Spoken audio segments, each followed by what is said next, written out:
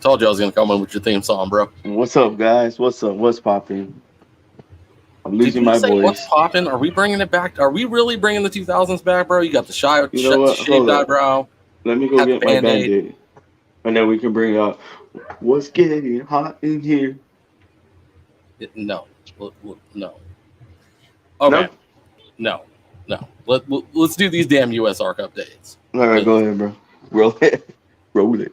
wasn't Ready? for my head, so I Action. turned my hat to the Take side. one. So newest US ARC update. We got one out of Texas, Bill 3482 amends current law and will have implications for some reptile keepers. This bill does not ban or regulate any species not already covered under law. So there's nothing new. It's just a revision of the law. Peep that one on the USARC website. Take a look at it. See what you think. I've gotten mixed reactions about it. I'm not going to speak on that. That's for each person to make individual knowledge of the bill and how you are feeling about it. The other big thing that we got going on is Oregon HB 3214 hearing on March 16th. Again, jump on the USARC website, usarc.org. Check these two things out along with any current situation going on that may have happened in between the time of this announcement to the next podcast or in between, because it kind of happens like that. I did an update video, and then I fucking think it was like 10 minutes after I posted the video, there was another fucking alert out. So it's kind of what they do. There's a lot going on in Florida right now. There is a group, somebody help me out here, that is filing it's a petition or a lawsuit against FWC. I can't remember exactly what it was. I do remember Daniel was talking about it some odd months ago, that if this goes through, it's a game changer. It's very, very important. So important that I'm obviously paying attention to it. But I think it's a lawsuit, bro. Or I want to say they said if yeah. But yeah, lawsuit going on. A lot of going on in Florida. I want to shout out Jay's Reptilife real quick. He's going to be doing another 30. This one, last time it was 24 hours. He's going to go 36 hours this time inside of an enclosure outdoors to raise awareness and funds for US ARC Florida. The last one was extremely successful. I am super excited to watch him do this one. Shout out to Jay, man. Real quick, away from the fact that he's raising money and awareness for US ARC Florida, can we just shout out Jay's Reptilife in general? I mean, you talk about like one of the guys that honors what MJ says without directly being involved with the trap, right? If it's not about the animals, he ain't trying to hear it. Like, that principle is so key. If it ain't about the animals, it ain't about the animals, period. Jay's all about these animals. He's all about USR Florida. He's a phenomenal keeper, does a great job for the community and everybody around him. So just a round of applause for Jay. Hats off. Keep doing what you're doing, bro. That 36-hour live is going to be fucking crazy. Super excited about it. And you're one crazy motherfucker, bro. Yeah, and don't forget, keep your hands off his glass, please. Just keep them off his,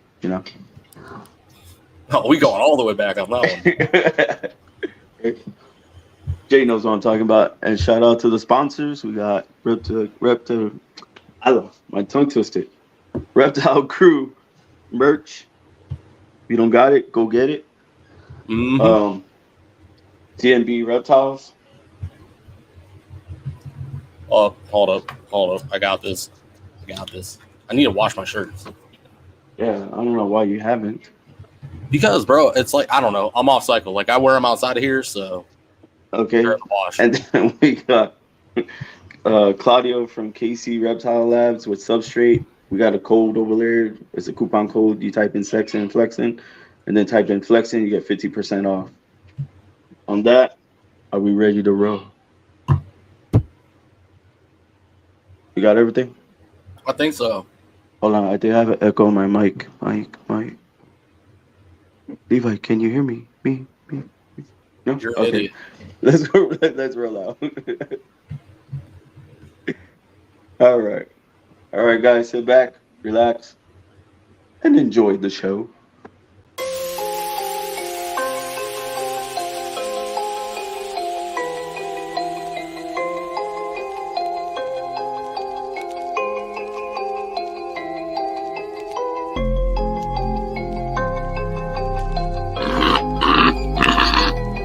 thing's so fucking cool. It's so huge.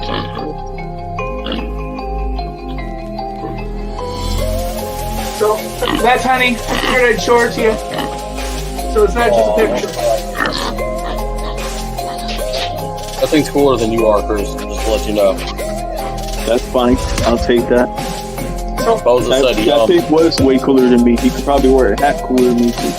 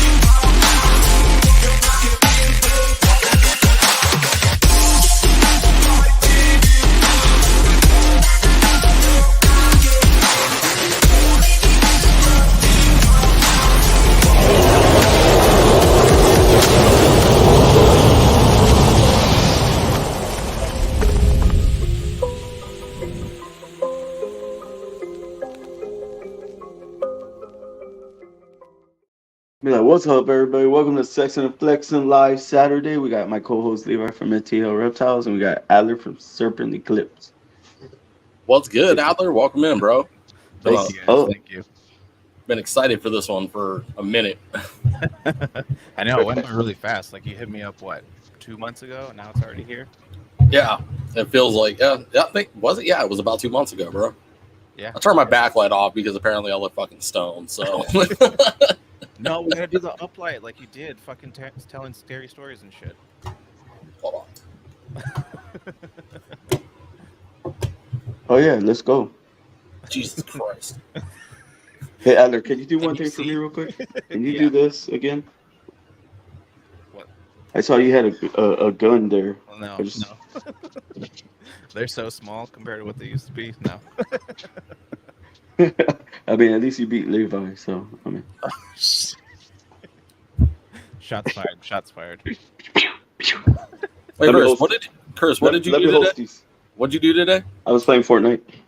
Oh, okay. Just checking. Asking for a friend. Bro, I was playing Fortnite, and I was going off like that. Adler, your audio's coming in low again, bro. Is it coming in low? Okay, let me adjust. Hey, don't make him move too much.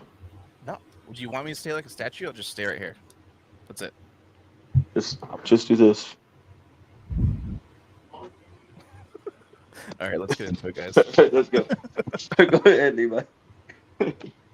He's on his fucking phone. Levi, get up your phone. What are you doing? I'm asking for feedback. I can't, I can hear you good. Chris can hear you good, but the fan base can't. So I'm texting. Audio. How's it sounding, guys? Am I clear, or do I need to turn up my gain? Because on my interface, I'm peaking. Nobody say anything yet. Hold on. I texted J Hill. I can't trust Chad right now because he's dealing with the fucking an earache right now. Right? Turn your game up. I can hear. Okay, hold on. Sound clear, but could be a little louder. Yeah, I might need to get a new interface. I just gotta keep it right here and talk as loud as I can. Okay. Are we good now, folks? Chris, can you turn up my audio? Oh, I got you. Hold on.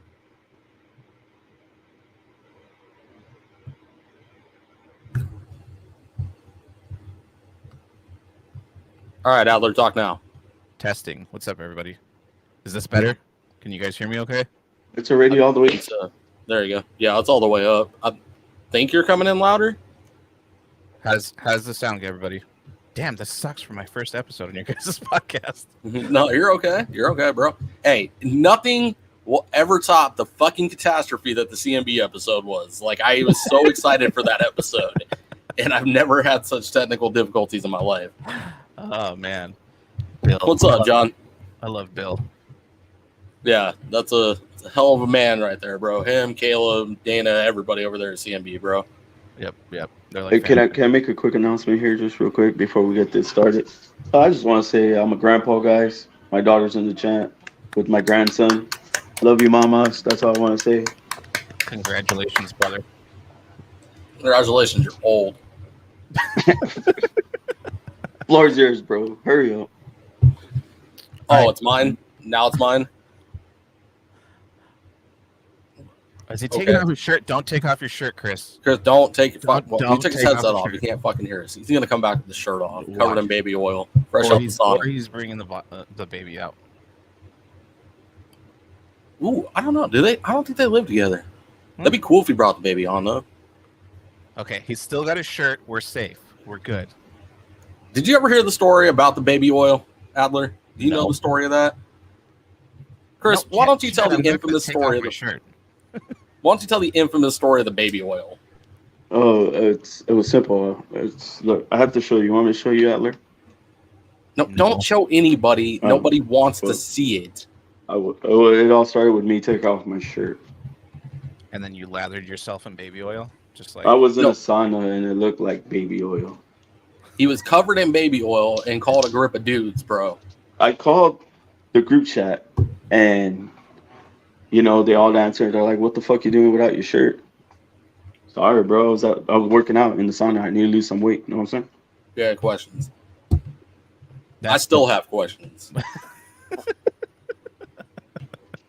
Anyways, all right, let's get into it. I'm excited to be here, guys. I don't know what questions you got for me. What do you want to know? This is the first time we got to do this, Right? Man, I guess where do we start it off? So I guess we should announce the fact that we're trying a new style, so everyone brace for impact on that. I don't know. What the fuck you do today, Adler? What do you got going on a Saturday, bro? What's On it a like there in Cali? Saturday. Well, it was still raining a bit, and then just had some graphic design work for a couple logos that I'm doing right now for a couple of people in the community, and then a lot of behind the scene business stuff of something that I'm getting put together that hopefully I'll be able to announce a little bit more next month. Ooh. So. You've been teasing this announcement for a while, bro. I'm trying to be patient. I have to be. And if you guys want to know more, I gotta make you sign an NDA. I'll sign an NDA right now. Let's do it. Well, I was gonna say the show. What fucking? How far away are we from Anaheim? Right. Well, I'm in Santa Monica. I'm not in Anaheim. Look, everybody near in the each other? chat. You're talking about the show, though, right? Yeah, because that's Yeah. like the soonest time I'll be in California. Yeah. So is that March? April, March. No, we're in March. No, yeah, we're in March. Yeah, it's We're in March. I don't know. It's sometime. It's coming up. Yeah. I feel like I should know this though. Yeah, no, I'd be happy to tell you guys more. I'm gonna have to have you guys sign an NDA, but let's just say we're going to be standardizing the industry with what we're planning to do. Like, it's not just a small move. It's not just something different. Like, we're hoping to have some type of standardization to help us with the fight of the propaganda that's put on the industry and how we're looked at from the general public. And so we're trying to make it to where this kind of standardizes everything. We'll be able to safely do things with the platform that we're building, and that's all I'm going to say. Sounds like a cult, bro. Just kidding. So we got one of those. Kidding. I mean, I am starting a cult on the Patreon page. We're called the Occulters Brew. Oh. See, Yeah, Chris, we like, could have been drink the fucking goat's blood cool, and but you stuff. wanted to resist the fucking cult. Oh my I god, told you we this should guy. send out goat heads to everybody, but no, that's fucking weird. Oh, it is. That's the chat. Let's ask the people. Is that weird? Adler, would it be weird if when we invited you into the chat, if we sent you a goat head? I mean, is it a real one or a fake one? Of course it's going to be real, bro. This ain't no fake-ass cult, bro. We ain't the Kardashian version of the cults. I'm like, where the We're doing fuck the are you damn gonna get a thing. real Doing the head damn from? That's a costly shipment. This is Yeah. true. So you gotta think, how many people do we have in the group? Like 10, 12, 15. and a goat's head alone, that's gonna be like And then the blood dripping on the $200. box. You know what I'm saying? Yeah, we could draw on the box. Like, we'd have to draw something. Yeah, you know what? That's a whole ass thing. You right out there. All right, we sending out plastic ones. We going Kardashian up. You can like vajazzle it up, put like little fucking rhinestones on it.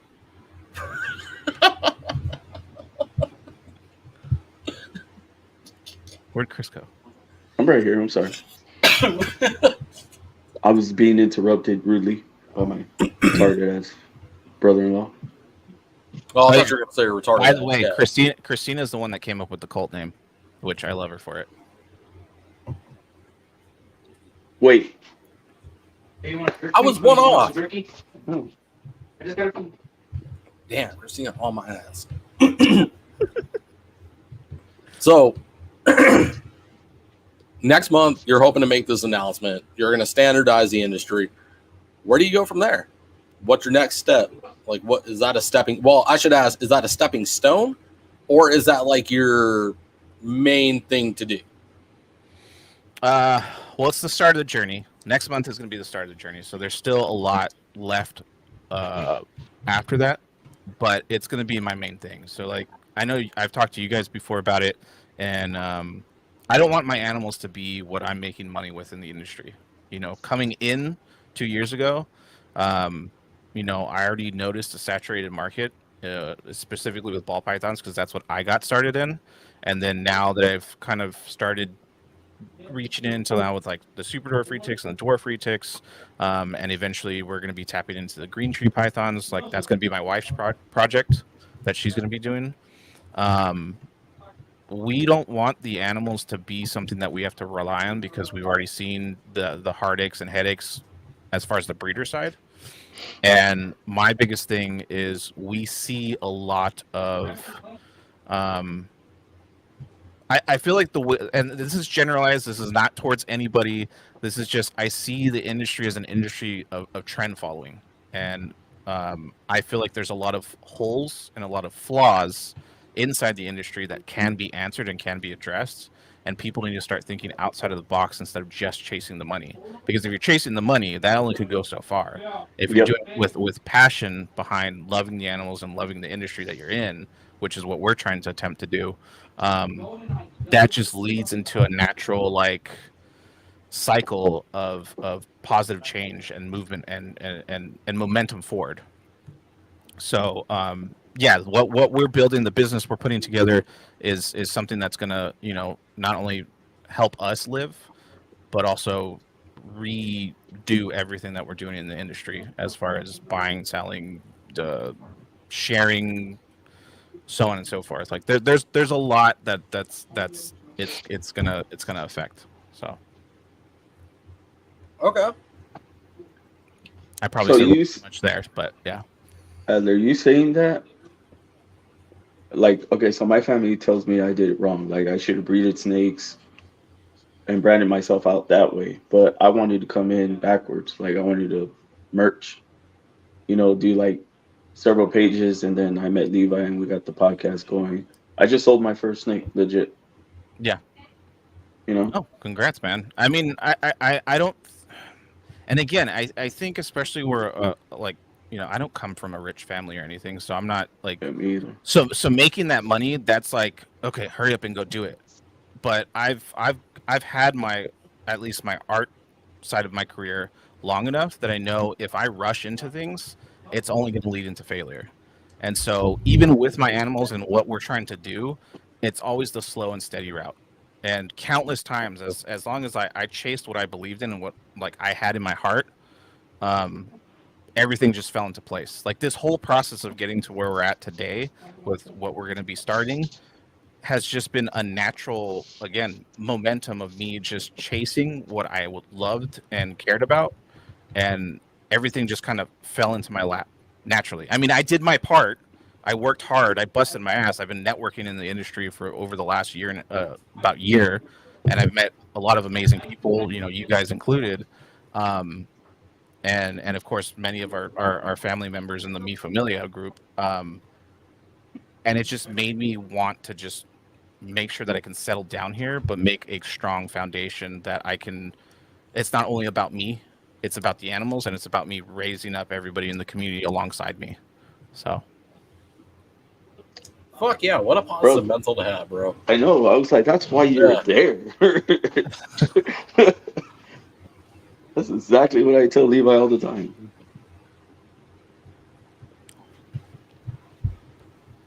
Yeah. Well, go on. We'll skip right over that one. Not getting into that tonight. So Adler, when you talk about an oversaturated market, right? What do you consider to be oversaturated? Let's get your look at it, because it's. I'll probably get shit on, but like when you go to a show and nothing, like 80%, if not more, is ball pythons, and they all look very similar. Not all of them are going to be similar. There might be one or two on the table that like is that bread and butter of that breeder, but I just don't get excited when I go to shows and it's nothing but ball pythons. Like I like seeing chondros. I like seeing the retics. I like seeing the anacondas. I like seeing a plethora of stuff, because there's so much out there in the industry that people aren't tapping into yet. That's true. Agreed. And with that, it's being able to like carve out your own niche in that said market. Like, okay, cool. We'll use ball pythons again as an example. What did Chip say? Honestly, in the United States specifically, we need to focus on education, proper care, and putting animals first where our head should be. We all have daily jobs, and now laws are getting worse. Yeah, no, exactly. I think, and that's the big forefront too with the platform that we're building, is education is going to be key. Like when you get in there, education's right there in your face. So no, Chip, trust me, this is something we're planning to handle, and things that we're kind of moving forward on. But again, I can't really say much right now. But yeah, no, it's these are all examples that need to be taken care of in the industry for sure. Where was I at before that? Okay, so the ball pythons. Like if you're doing ball pythons, focus on a project. Get known for that specific project. I feel like everybody's jumping in, like trying to have all these different projects going on at the same time, and they're not really known for one thing. Like one of my favorite ball python breeders is JD Constrictors. John over at JD Constrictors, because he does nothing but exantics. Like if you go to his table at Arlington, it's fucking phenomenal, because you're seeing all the exanthic traits, all the different combos, and it's just beautiful. It's beautiful, man. So even with like getting into other species and keep your collection diverse, you want to. I feel like specialize in a project in that species and get known for it, instead of going too crazy, overreaching yourself, and then like you have over 100 animals and you're only one person. You're like, shit, what am I going to do with all these 100 animals? Like, how am I going to be able to keep up with the workload that's needed for it? Agreed. 100%. Yeah, and that's exhausting too. Trust me. How many do you have in your collection, Chris? I almost 100. Almost. Shit. And it's only you right now doing that? Yeah, it's only me. Yeah, I mean, for us, we want to keep our collection no more than 100, and that's going from our breeders to having babies, and it'll fluctuate back and forth between that, but we never want to go more than 100. So even if I had the opportunity to say, like, we have 12 ball pythons right now, 6 of them are is it 6 or 7? I think 6 of them are female, and they'll be ready to go this year. I'm not going to breed all 6 of them this year. Okay. So how do you do it? You breed year round? No, I mean, this will be my first season where I actually have more to breed. So this will be my first season for breeding. Again, right now, what it's been is just building my network, building people, letting people know that I'm here, and then being able to sort out where I want to spend my time and help the industry grow. And like I said, the platform we're going to be working on is what that's going to do. Okay, I feel it. So I like the fact that you brought up specializing, right? Like I'm in the group chat constantly posting the two things like I want to specialize in. That's fucking super dwarfs and boas. Like I was one of those people that went head in and bought anything and everything I liked and wanted certain projects and different things. And I'm getting out of colubrids because it's one more species on top of the other species that I'm not as passionate for. Do I love colubrids? Yes, but on the chopping block they were, so they're gone. You know what I mean? Yeah. And then I'm keeping the very, very specific species that I want to work with as pets. Yeah. I feel like people don't do that enough. You know what I mean? Like that's something the hobby is lacking is just wanting to work with an animal, not breed it, not cause, make more of them or collect 100 of them, but to work and know and memorize and love one species. To Chip's point right here, one thing that surprises me is, because our social media platforms, what we see, like since we're in the industry and we're dealing, as breeders, really in between each other, from research, numbers are showing that like there's over 4.5 million households in the U.S. today with at least one reptile. So. And out of those 4.5 million households, there's over 100,000 breeders. That's a small fraction of the market that people don't understand and don't really pay attention to. Like the breeder side of things is super small. So when it comes to like how to properly keep and have these animals, we really need to think about that because there's so much more keepers than there are breeders. So if the education is falling behind, what is that going to do for the rest of the 4 million people out there? Yeah, that's a solid point. And then, we're talking about education and it falling behind, right? Like, let's use Christina for an example and the stupid amount of fucking knowledge that she's dropped on me in like the last 3 days, right? Like, shout out to MJ in the podcast he hosted on Thursday, like trying to look at the way the industry's terminology has been and convert it to where like it's actually scientific and 100% to it, man. That's so damn difficult. Like trying to go backwards is going to be hard to reroute and reword things to be more educated as the overall hobby. It's going to be a big thing, but like had we started there, I wonder where we would be with these lawmakers and these places like FWC. Yeah. I mean that's a whole shit show in itself with the FWC. It's like just like with any kind of governmental or government body, there's always some sense of corruption in there, and like seeing all the shit going on in Florida. It's sad. It sucks because, people genuinely care about their animals. And because, a couple stupid fucks make the mistakes to use as a scapegoat, everybody else is at risk of losing their animals. But again, not saying specifically for that, that's we've seen. And there's clearly evidence that it's corruption going on down there. No, absolutely. 100%. But again, to Chip's point, it's like we need to be that front to show that who we actually are and not allowing the idiots that run around doing stupid stuff that gives us a bad name, allowing them to run rampant, like their stuff going viral and stuff. And unfortunately it sucks because, YouTube, Instagram, all their algorithms are run off of sensationalism. So they're gonna get seen more than us as an individual. But if we come together as a community and start building that content to have a better outlook on it, eventually a whole group of people doing that is going to outweigh the single individual, No, I concur. But so, man, as little as we think the sensational stuff can be, it's not right now, though. You know what I mean? Like, if you think about the people that are making the money, right, on the sensational stuff, like how do you stop that? You know what I mean? Like, where I don't think it's a winning battle when it comes to the sensational content because people are making money on the sensational content, and you hear from them firsthand that that's why they do it. It's the money. So where do we end that? You know what I mean? It's not like we can go to Instagram like, hey, stop paying these people. They're gonna be like, no, we're making money on them too. Yeah. Again, it comes down to community. It's community effort, really.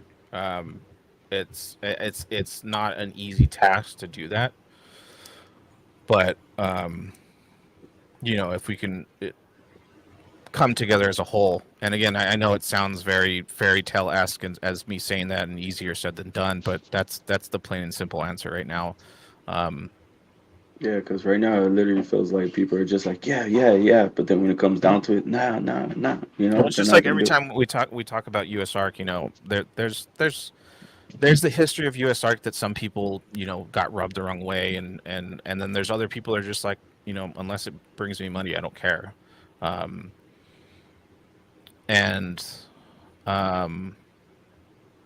It's unfortunate, but again, we have to figure out as a community, and then this is where I say, like, there's holes that are open, like just like the example you gave.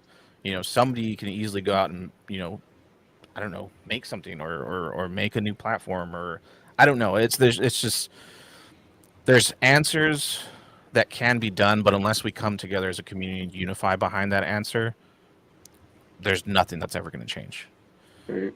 And again, we can look at YouTube, and there's going to be that case where people are like, oh, well, YouTube is king, Instagram is king. That's never going to change. Well, then we just have to make a shift. How do we start changing things unless we do it ourselves as well? And again, I don't know. I feel like I'm rambling on. It's just. But yeah, I get what you're saying. It's a tough situation when everybody feels so scattered and not unified. In a sense. That's what I was gonna say. Yeah, I was gonna say, like, that too is just like, if somebody goes out and tries to do that, then somebody will turn around and say something bad about that person. Then that person takes that thing down. You know what I'm saying? Yeah. So. I mean, okay. So like, let's see. What's a good example? Kind of the whole enrichment enclosures versus racks argument going on right now. That's been going on over the past month. I recently came across I think his name. Well, it was being shown off on Show Me Kitties page on Instagram, but the guy who built it was het_arrow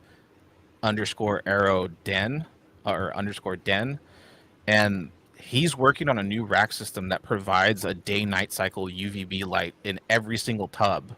And the tubs are about, I mean, the prototype that he has made is for adult hog noses, and they're about 26 inches deep, so a little bit over 2 feet, 18 inches wide, and 9 inches deep. Now, if you're going to be a breeder and you're going to have tubs have their reason. I'm not bashing any breeders for using tubs. But, again, if it's about the animal, go the extra mile for the animal. And so these tubs, what I love about them is not only are they providing that UV day-night cycle, but if you get fucking crafty and you start spray foaming in the tubs and building in like rock formations and stuff like that, and that's what you keep your hatchlings in for the longest time before they upgrade to like actual vivariums or whatever, however you're going to keep them, like that's still giving more enrichment than just, a water bowl and Repti chip or whatever's on the bottom over there. And so it's like you can still make that effort to go forward for the animal, to give a better life for the animal, And so in that case, that guy's not arguing, or I haven't seen him in any of the threads or comments or anything. He's just like, I'm going to shut the fuck up and I'm going to build this. And he's doing it. Bro, his shit's badass. Like, I talk to Show Me Kitties all the time, and she's awesome. So I'm once they have that available for sale, I'm going to be picking some of those up, because eventually I'm going to need a rack system. But if I'm going to do a rack system, I want to do a rack system that's right. And so what I plan to do is when we finally move and have our own house and everything, I want to have a wall of just enclosures ready. I'm going to have my hatchling racks that for the first babies when they are going to go up for sale. And then I want to buy a couple of those racks to have holdbacks in those racks, all done up with like naturalistic set, like rock formations and stuff in there, because then at least I can hold all those holdbacks back. Eventually, some of them may get sold, but at least they're getting an enriched life in there. And then when they're big enough, then I bring them into the bigger vivariums. So it's like a stage evolution of how I upgrade the animal and transition them correctly. At least that's in my head. That's what I'm thinking. So. Okay, I'll support it 100%, man. And that's always been my answer, right? Because like, no offense to anybody, but this racks versus enclosures thing, this isn't new. It's just become a hot topic because somebody got blocked on Instagram. Yeah, that's really what brought this to the mainstream again, and really made a big deal of it because he posted something that pissed another community off. They got offended, he got blocked, and it blew up. I mean, the one positive to take away from it, I mean, fuck you guys, you can't cancel Antoine. Good luck. He's such a good dude too. Like I know he was joking. My thing against it was that, you know, we have to step away as a community from general statements. Because I think that's, you know, with social media, general statements are going to get you in fucking hot water fast. And so that was my only issue with the post. But I love Antoine. Antoine's a great guy. Like, he's fucking nice. He's always been super humble to me and always friendly. So, like, I have nothing against him. Yeah, amen. I concur 100%. But it's the one positive to take away from it is it brought this back into the topic of discussion. And I feel like it obviously could have been brought up better in a non-negative light where, you know, people are pissed off with each other. But it's been an argument for a long, long time. And my answer has always been what this guy's doing. Okay, we're using tubs. Why don't we just enrich the inside of the tubs? Like, happy median. You know what I mean? Like, I'm always preaching on the fucking podcast. Like, you don't have to agree with each other. You can agree to disagree. Just find something in the middle that you can at least stand on.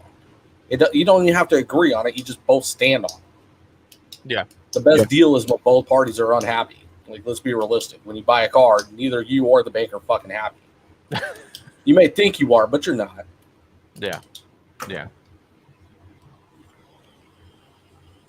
Shit, what kind of car do you drive, Adler? Me? A Mazda CX-5.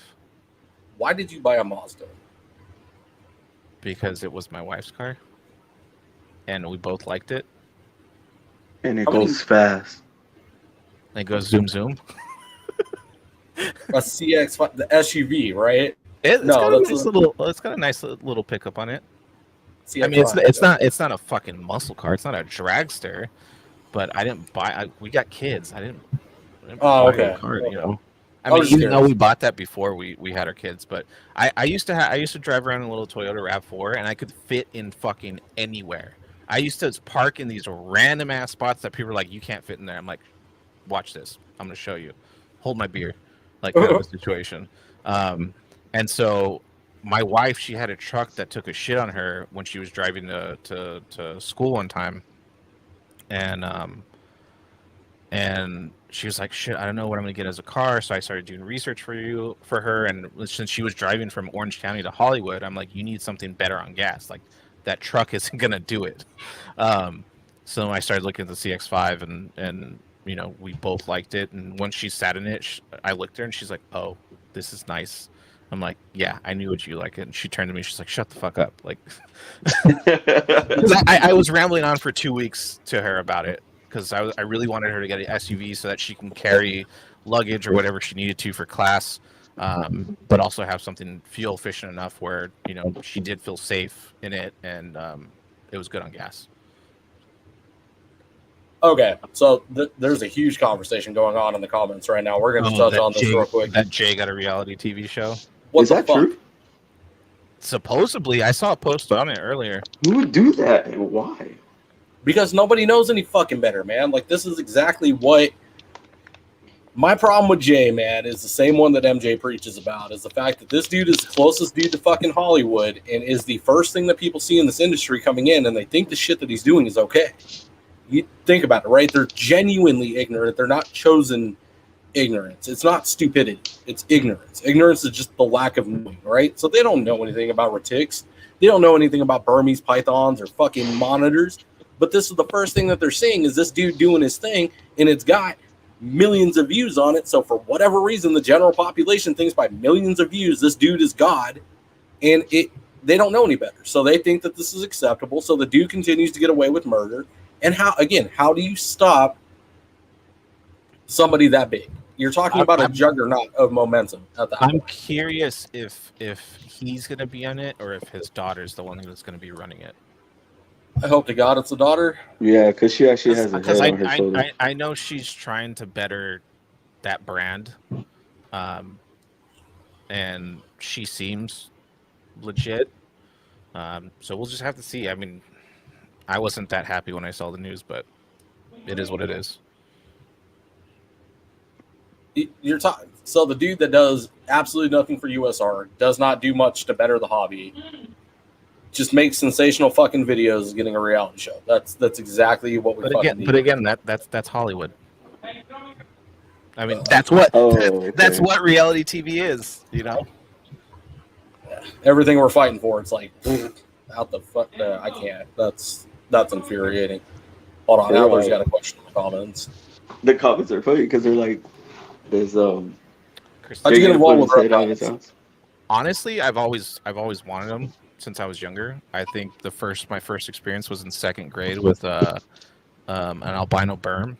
Somebody brought it to school and I got to hold it. I mean, now knowing what size it was then, it was still a juvenile, like 6 foot female. But to me it was fucking colossal. And that always like kind of resonated with me when I was younger. And then I knew I was never going to be able to have a reptile growing up with my parents. So actually it wasn't until 2 years ago we were at a farmer's market and the person that sold us our first ball python had one of hers with her. And I was like, "Are you selling these?" And she's like, "Yeah, you can stop by my house and come check out the ones that we have for sale." And my daughters were deathly terrified. Now they're fine. They're cool with them. They love the ball pythons. My girls, do you hear my daughters? No. No, okay. I was like, I hear them singing in the shower right now. So, but yeah, and after that, when I found out about Morph Market, it was kind of like game over. I just started researching on ball pythons, researching on anything else that I thought that was cool, and came across Garrett's channel, and I found about super dwarf retics and dwarf retics, fell in love with them. But yeah, I just fell hard head over heels with the animals, and just seeing the diversity that's in this sector, and all the cool little facts about every different species on how they do things. It's just it was fascinating. And so and then after I started meeting people and networking with people, I made the decision that like once I was able to leave my last job, well, I mean, I got laid off, so that forced me to leave. But once I was able to, I wanted to make sure I got to stay in the industry and not have to work in art anymore. Like if I do art, it's for client work or my personal passion projects, but I wanted to find enough work here so that I could just focus on the reptile industry. That's what's up. That's interesting. So you bought. Never mind. I just confused. I just sorted out in my own head. Never mind. You bought a snake at a farmer's market. I almost did something like that. But anyways,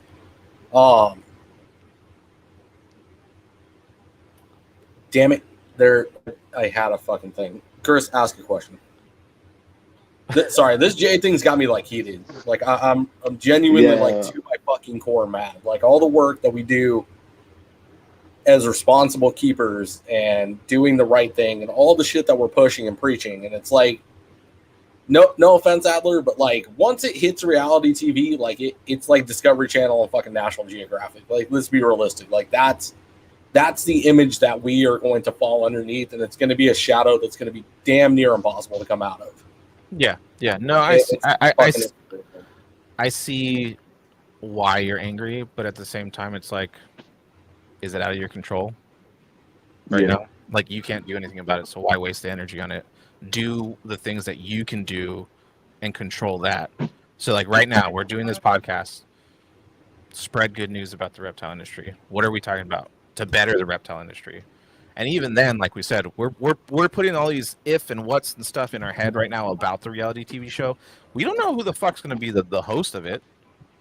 I feel like it's going to be his daughter, and I hope it's his daughter because I know she's trying to change things. Not that that's not that I'm justifying anything that they do over there, but I'd rather it be her than him, and he's just behind. you know, from what MJ said when he saw him at Animal Con, dude's fucking tired. I feel like he's on his way out, and he's just collecting the paychecks right now. So if his daughter's taking over and it's not him in front, at least that's a step in the right direction. Yeah, this is true. Okay, I'll be optimistic about it. So and look, if it turns out bad, then we make a game plan after that. But right now, it's stupid to waste the energy, us get angry over it, and ruin what could, you know, be a great podcast, and we're just having fun hanging out, you know.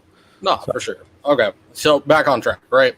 We're switching up the style. So Adler, I want to know. I have been itching to ask this question since we decided we were doing this.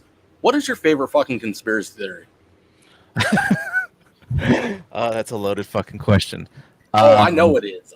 No. Okay. So Questions. before I give my favorite or what I think is the biggest conspiracy, that I really like am sold on. So I'm one of three boys for my mom. My older brother's 40. I'm 43. I'm 33, and my younger brother is 31, or going to be 31. Since I was 13, I've been researching conspiracy theories thanks to my older brother. I have then since kind of slowed down, because my biggest thing is, again, kind of like what we were talking about with the whole J scenarios. What can I control? My thing, and like, I love my brother, and if he ever watches this, like, I love you, but people that get so sucked into conspiracy theories, like heavy, they're extremely negative about the environment around them. And they're saying, I'm trying to do this because I love this, or I love that, and I love this. It's like, but bro, like, you come off as a negative person because you're always hung up on conspiracy theories instead of being able to control what's around you.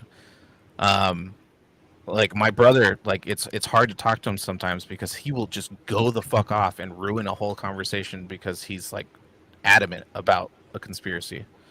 And so for me, again, it just comes back to, it's like, what can I control around? If this conspiracy is true, then I change my life to make sure that I have safety protocols that won't allow that to happen, or at least as lessen the damage as possible. But my biggest conspiracy, or what, you know, has already been seen and shown over these last few years, is it's not right or left. It's not, is something real or not. It's the rich versus the poor. And I feel like, you know, a lot of us lose sight of that. Like, we're always in the rat race. We're always trying to do things together, to outgun each other. There's enough of the pie out there, but the people, you know, the 1%, the billionaires, they're the ones that are controlling all that shit, while we're all down here fighting for scraps. And kind of like the whole, you know, reptile industry, how do we kind of combat all this shit? Like, we got to come together and unify as one. Like, I think the beauty that I've seen in the reptile industry, like, if you want to kind of throw politics in there, is I'm more left leaning. I'm very progressive in my thoughts and mentalities on like social and economical issues. I wouldn't say like I'm crazy left, because there's both sides of the spectrum that are crazy on either side. But I just want what's best for humanity. I want all my friends, all my family to live well, live happy, and just get a little piece of the world for themselves, because there's enough of that. Shit, I just lost my train of thought. Welcome to the club. It's okay. Yeah, no. But at the same time, some of my closer friends, I'm finding out, are right-leaning when it comes to political views. But that never fucking comes up when it comes to reptiles, because we're just loving the animals. And so it's like, if we can find that core value that brings us together, doesn't matter blue or red. It's just all fucking love with each other, you know? So for me, I think people need to step back and with a lot of conspiracies and be like, what's the core value of our relationships as human beings? It's love. And it's no homo, none of that bullshit. It's just pure love, like unfiltered love, because I love you guys. I love Christina. I love everybody that I've met in here, because you guys have brought in a lot into my life. And so it's like that's what we should be focusing on. Respect. Cheesy, I know, cheesy, but Nah, bro, I agree. That with was not the too. answer I was expecting. it's at what all. I try. It's what I try to live my life by. And I'm not perfect, you know. I fuck up a lot, but it's what I try to live by. Yeah, I fuck up a lot too, bro. A lot. So, what is your favorite conspiracy theory, though? Shit. I would say if I had to pick one, the fucking what is it called? In the Grove, the satanic rituals in the Grove. Ooh. Like Okay. that was early conspiracy theory for me. Like, Ooh. Wow. Damn. Okay. Okay. Did not see that coming out. No, I didn't. I was like, there was a lot out there that I yeah, there's thought Chip, fit the you. Bohemian Grove. He said, "Fuck the Grove." Oh my god. Oh fuck. Oh, he didn't say fucking great.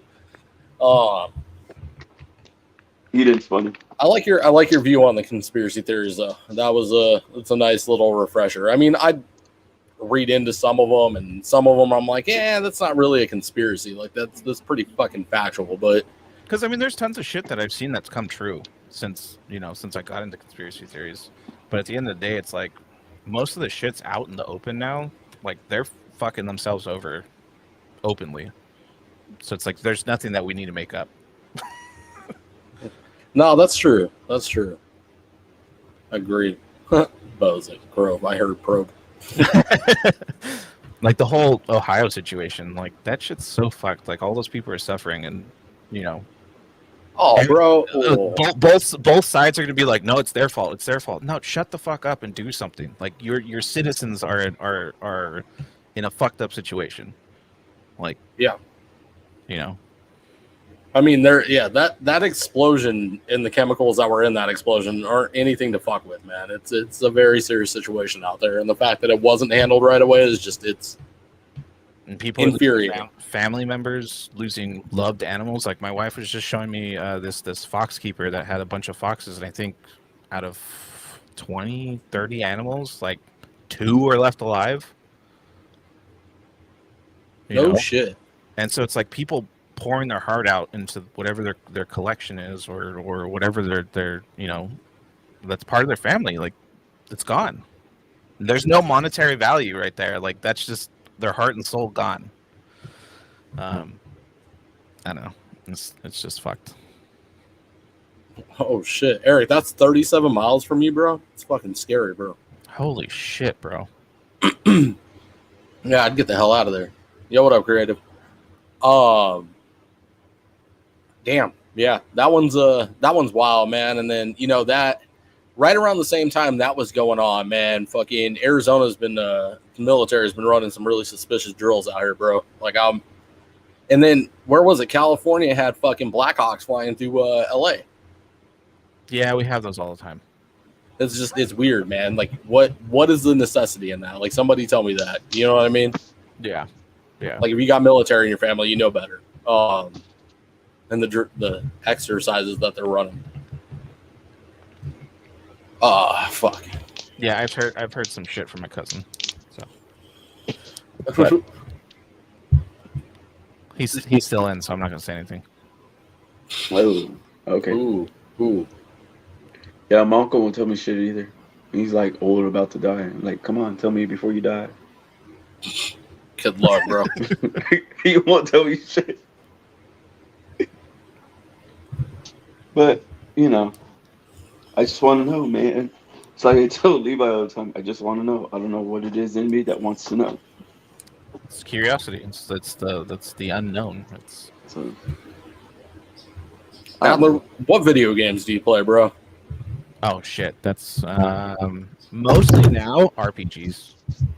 A lot of RPGs. I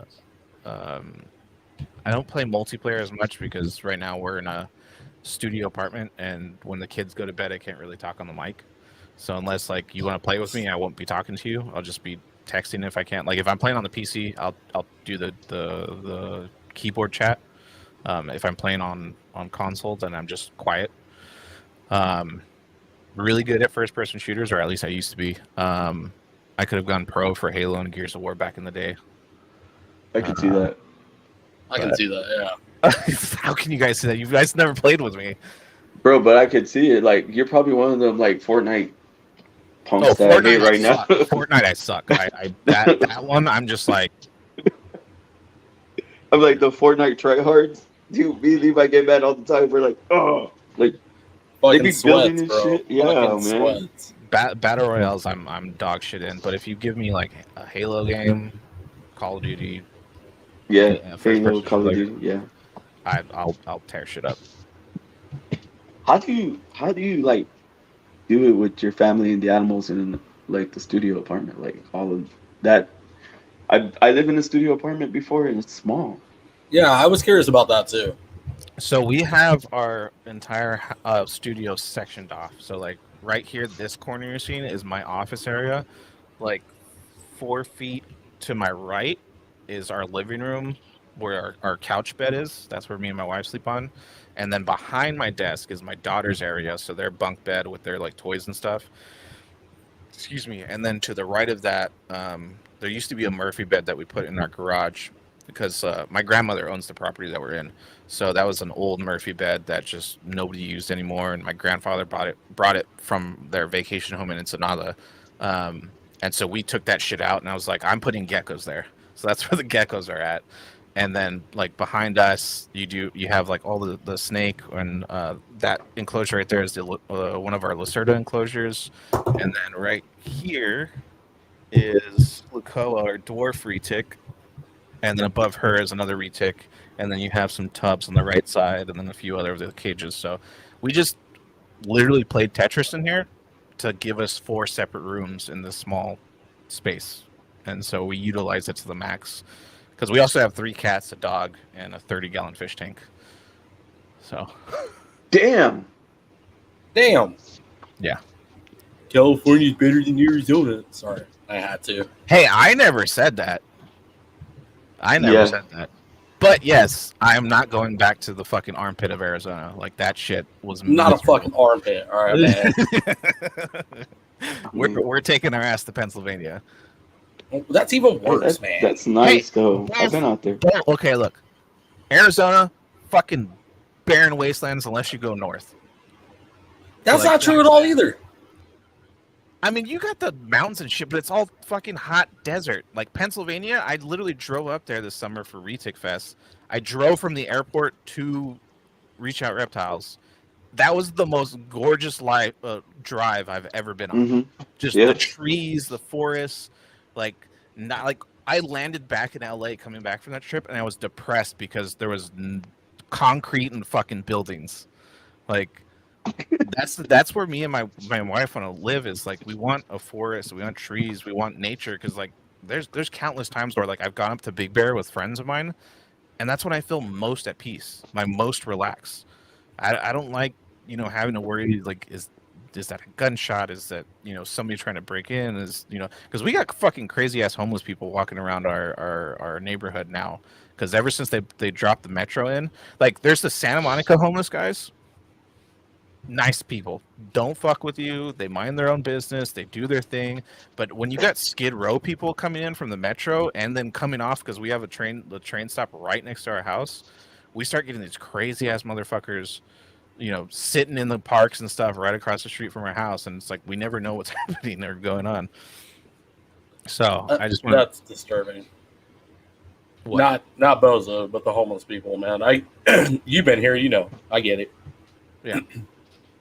Bro, we have that here too. There's like people just walk around or walk into our store or just shoot up or in the corner. Like, yeah, it's getting pretty bad down here. It's fucking bad everywhere, man.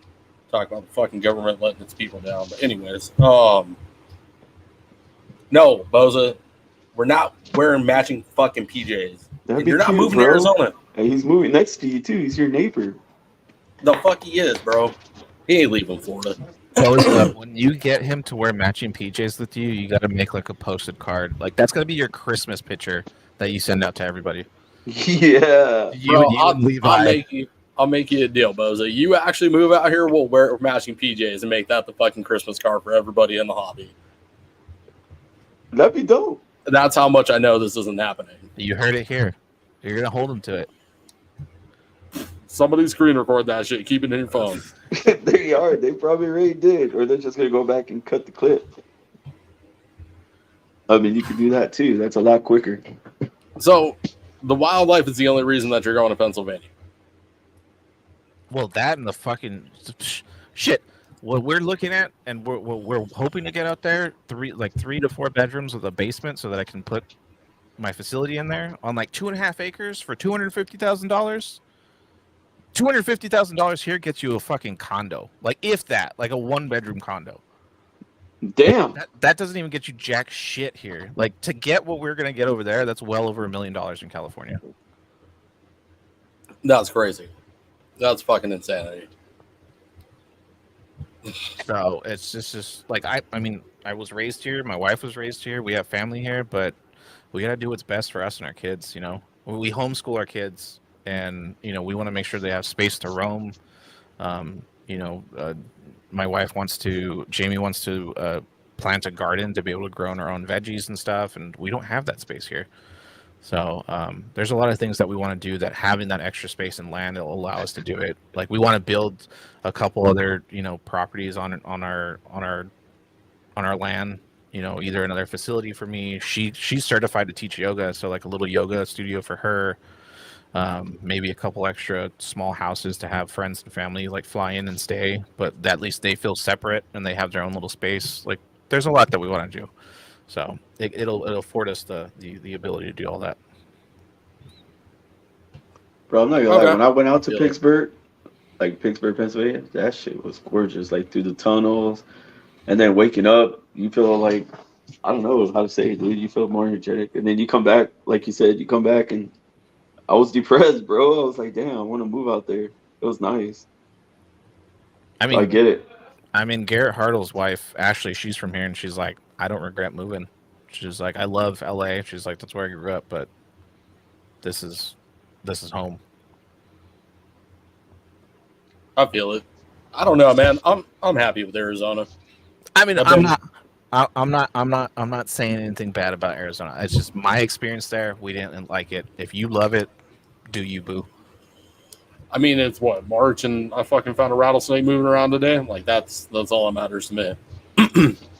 I mean, honestly, like I get it. It's a fucking desert, but there's so much to fucking do out here. Like, let's be realistic. Like, you got the Grand Canyon, you got every fucking mountain range it could be reachable, has something involved in it that you can do nature wise. You got Sedona, you've got fucking Payson, you've got Strawberry, you've got all of fucking Tucson. God, I cannot wait until I get out there to go fucking herping, the wildlife and trails. Oh man, it's also cooler out there. I don't know if you noticed that, but the times I've been to Tucson in the summer, it's been not like super significant, but it's significantly cooler out there. Yeah. It's. I mean, there was those months because we were at least there 5 months, so I got to get through most of the season before it got too fucking hot. There's some beautiful times there in Arizona. I don't blame it. I fucking hate the windstorms. That's how my dog got fucking valley fever. And my mother-in-law, she had me open a window during the windstorm. She's like, just try it, just do it. I'm like, no. I was like, I don't want shit flying in my face. She's like, come on, it's not gonna be that bad. I was like, all right, so you stop bugging me, I'll do it.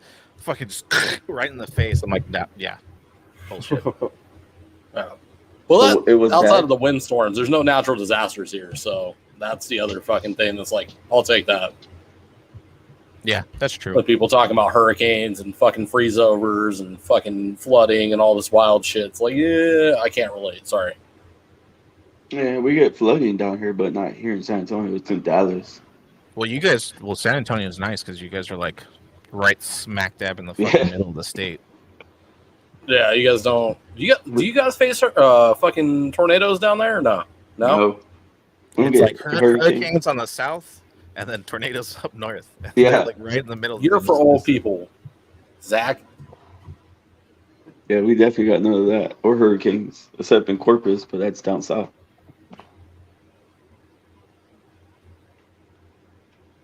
And then when they Here's hit what I'm talking the hurricanes there, man, it's bad. That shit floods. Scottsdale is where the old people retire. Phoenix area is getting shot in old mobsters. Yeah, no, for real. Phoenix is fastly becoming a shithole. Not that it's ever not been a shithole, but it's definitely there. Matt, you should go back to Texas, bro. I've heard New Mexico is not the move for reptiles, sir. But two, also, our decision to go to Pennsylvania is also the lax reptile laws up there. I know that's not always a given with how situations are going on at the moment, but I mean, shit, you can own a hot, no problem up there. Not that I'm going to. I'm just saying that's I know Chad in here is just like, bro, I move up there, I'm getting a blue Insularis right away. See, that's that. I feel like the thing with when you come into the hobby and everything, and you have money and stuff like that, we're just buying everything off without doing our research. So, well, my thing again. Okay, so kind of going back on the topic of overproduction, yeah, it kind of irritates me and it makes me upset that like venomous and fucking mainland retics are cheaper than a dog. Like you could easily go buy a hot or a mainland retic for couple $100. shit. Here in San Antonio, you get it for 20, Yeah, exactly. So, and I'm talking about hots, not and retics. yeah, no, but I mean, and with the bad education and like not proper education, like that just sets us up for fucking failure. But that's because again, hots are a different story. Hots are cheap because nobody's buying them, so that's why they're cheap. But mainlands, we overproduced, and now that fucking shot the price down. Like we shouldn't be keeping mainlands as pets. Like, unless you're gonna give them a fucking room. So Levi build him a house. Like I don't know if you guys are following up on Eric Lee's situation, but he's turning his whole new garage that he's redone. He has a 17-foot sun tiger, and he's giving her a 20 long, 8 deep and 8 tall enclosure in that room, and then everything else, all the super dwarf stuff that's on the smaller side, he's giving them. I think he said 8 feet long, 30 inches deep, and I think 3.5 tall to like allow them to climb and put up all branches and shit. Like that's what he's doing for his breeders. Like he's setting them up in bioactives and stuff like that. Like that's fucking respect there, because he's actually properly trying to give them a fulfilled life in captivity. Yeah. No, that's also yeah. I was gonna say he said that. I think he mentioned that on MJ's live too, right? And our live. Mm-hmm. Yeah, our live and MJ's Tuesday episode they do together. But yeah, I agree with you, Adler. They need a. Again, if I wouldn't say that we shouldn't be keeping them as pets, I say that we should, in the correct way. Yeah, and that's what I mean. Unless you're gonna do it right, we shouldn't have them as pets. I'm not saying that we shouldn't own them, because they're beautiful animals, they're amazing animals, but the way that breeding works in our industry, it causes for a lot of animals on the market that can't really find a home, and so what's going to happen to that animal? It's going to get fucked. It's going to cycle the system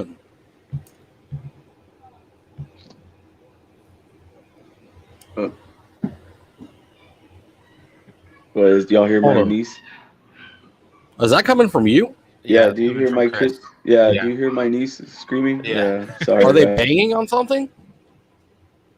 No, they're screaming. Anyways. Yeah, they're screaming loud as hell. I'm sorry, guys. Y'all could have told me to mute. I would have muted. No, I'm good. It's not bothering me.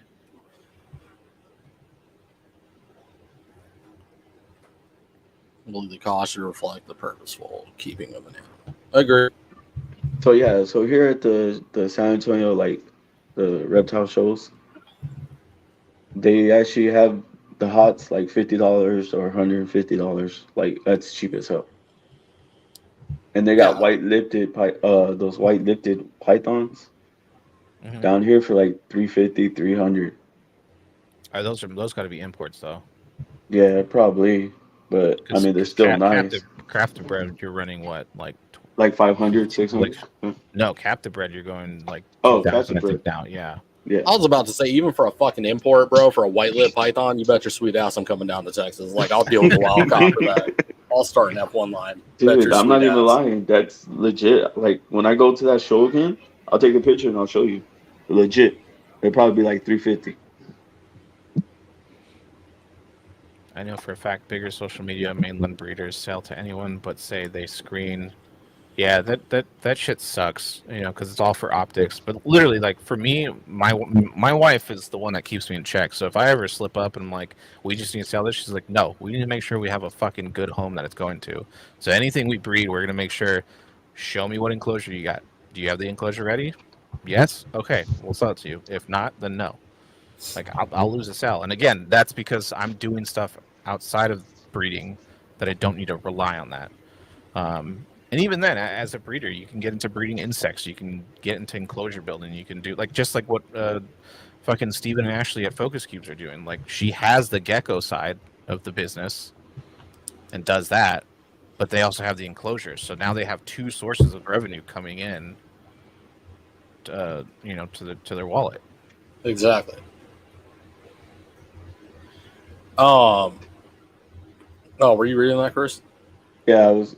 I could read it in the comments, bro. My main line cost me $375. He just turned 2 this month. I've spent well over $3K in 2 cages in that time. Gladly, I'm tired of seeing 10-foot retics and 4-foot cages. Not sorry. No, agreed, man. And that's something that people don't take into consideration with the mainlands. And I think that cost point, it's a discussion that needs to be had, right? Like, so let's use Harsh. I hope I'm pronouncing that correctly. Yeah. As an example, he picks up a mainland for $375, but 2 cages cost him $3,000. It's something that's not discussed enough in the hobby that caging is going to be outrageous. But what if we flip that, right? What if we made the mainland $3,000 and the enclosure $200, $375, $400? You know what I mean? In theory, right? Let's just say we had a magic wand and we can make it happen. Do you think that would make shit different? Do you think the mainland would stop fucking cycling the system like it does? I do. I strongly do. Because nobody's going to pay $3,000 for a fucking animal they're not doing research on. They're going to have to learn everything about it. When you spend $3K, it's an investment item. You're not talking like $150 where somebody's like, spend $150 on it, whatever. I don't give a shit. That's $150. I'll make that tomorrow. $3,000, even to some well-off people, that's a lot of money. Yeah. But then $3,000 to buy the snake and then just release it into the wild. Again, and at some point, it's like we are gonna try to attempt to educate people properly. But I've been around at my local pet shop, my local reptile shop, and there are people that come in and they're asking the simplest question that the information easily, you can Google it, and it might not be perfect, but they just come in, what's this? And what's this? And what's this? How long have you had your ball python? They're like, 2 months already. I'm like, how the fuck do you have your ball python for 2 months? And that's just one example, but how the fuck do you have that and you're still asking these questions? Like, bro, do some fucking research. Like, I tell the story of my little brother who killed off his ball pythons because he didn't properly house them. Like, what Antoine had posted, that's basically what my brother did. And I was already harking on him. I got my ball python later than he did. I was like, hey, do you have this and this and this set up in your enclosure? No, they don't need it. And then when I came and saw the situation that the ball python was in, because he was like, hey, they're not getting better, I need you to come over and look at it. I fucking reamed him a new asshole because he did not do anything that I told him to.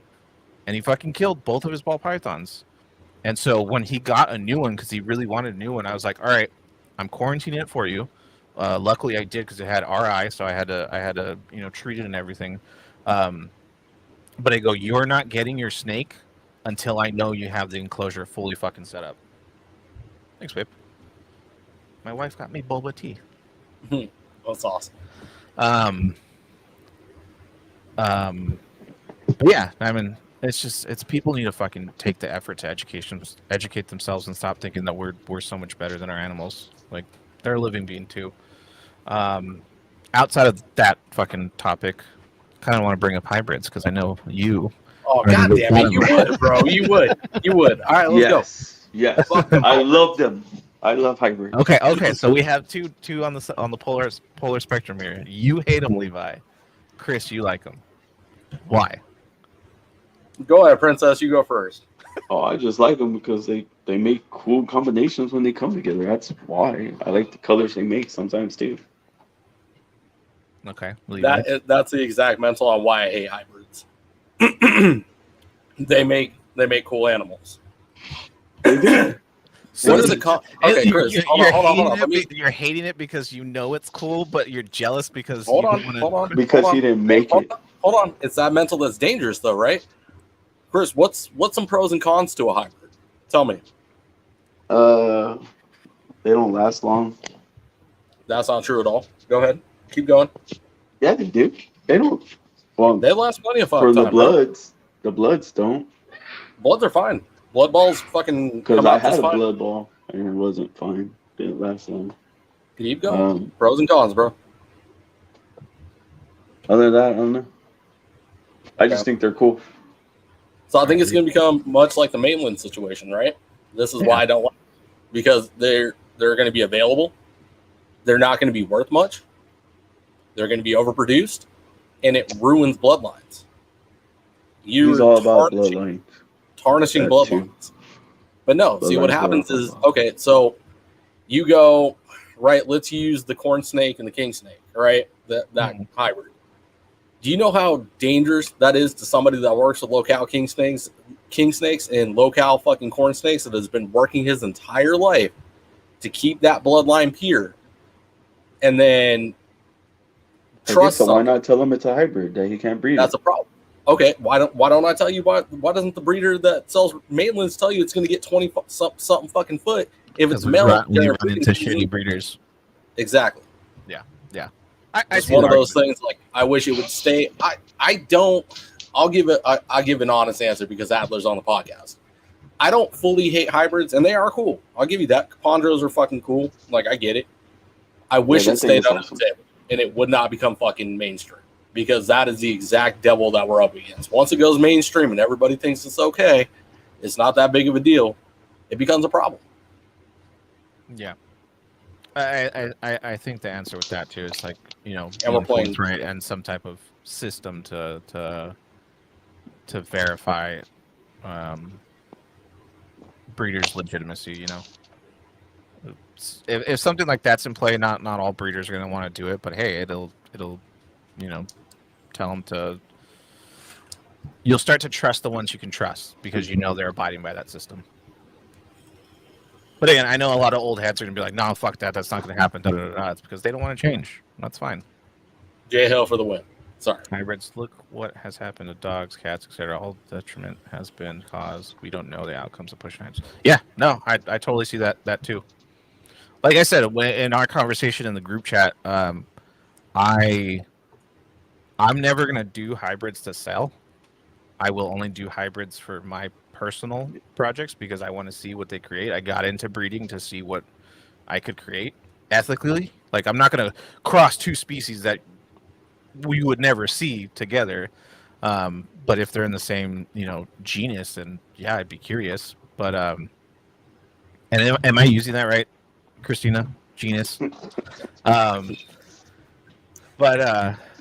I would make it for myself, and then any of my closest friends I would give them to, because at least I know I could trust them. I'd be like, you fuckers don't breed this and try to sell this off as something else. But yeah, they're not going to have any value, but it's just fun for me as a breeder.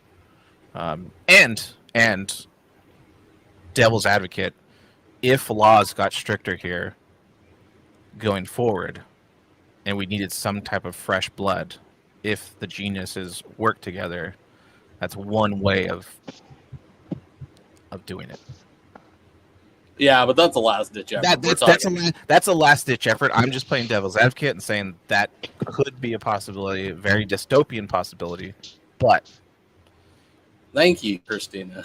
Sorry, this is also this is where I was about to lead to. Is why do we think we're better? It's that God complex to the human fucking ego that just All I gotta absolutely say, ask irritates the the shit out. scientists. Christina's not making hybrids.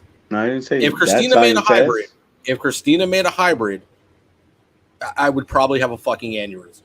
I get real didn't with say that scientist, bro. I said the scientists that are doing that. There aren't scientists doing it though, and if They there are okay, doing it with regular animals. yeah, exactly. But Christina is an exception to the rule. Do not fucking kill me, Christina. This does not include you. This excludes you 100% because I know you. Most scientists and people that have that kind of fucking education and that kind of fucking will to do things have a fucking God complex and think they can do better than nature with things that have been around, like Christina said, for millions of years. These things have been existing. These things have done their thing for millions and millions and millions of years and been disrupted. And then all of a sudden we come along, it's like, fuck.